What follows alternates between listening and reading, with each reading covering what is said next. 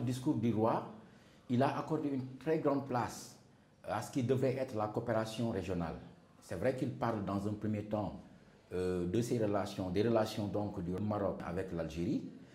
Il faut également rappeler qu'il n'y a pas très longtemps, les dirigeants libyens et tunisiens ont appelé à un dégel de ce qui devrait être ce qu'on a pu appeler l'espace de l'Union du Maghreb arabe. Parce qu'on a vu que depuis cette date-là, depuis malheureusement l'attentat de Marrakech, de l'hôtel Atlas Asni de Marrakech, les relations entre les deux pays n'avaient pas fonctionné du point de vue algérien, parce que ce sont les Algériens qui avaient décidé de manière unilatérale, on l'a rappelé, de fermer la frontière. Et depuis lors, les deux pays se regardaient un peu en chien de faïence, si on peut dire.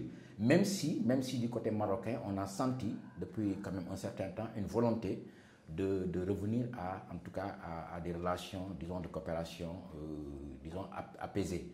Bon, maintenant, qu'est-ce que cette main tendue, si elle était acceptée par les Algériens, devrait faire pour l'Union africaine? Mais je pense que c'est une très bonne chose déjà pour l'Union du Maghreb arabe dans un premier temps, pour revenir à ce qui devait constituer un grand ensemble dans lequel le Maroc, l'Algérie, la Tunisie, la Libye et la Mauritanie devraient jouer un rôle important.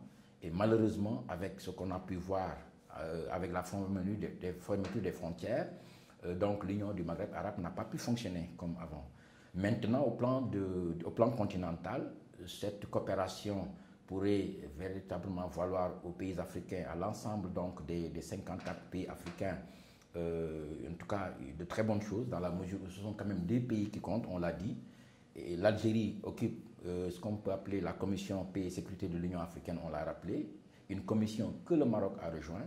Et le Maroc également est depuis quelques années quand même un géant, si on veut, économique, qui commence à véritablement se développer au niveau, en tout cas, de l'Afrique de l'Ouest. On a pu voir les récentes intentions du Maroc de rejoindre la CEDEAO, l'espace donc de l'Afrique de l'Ouest.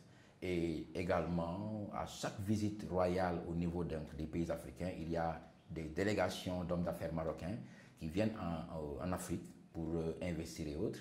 Cela également pourrait, de l'autre côté, avec les Algériens, représenter quand même un coup de fouet pour l'économie africaine d'une manière générale.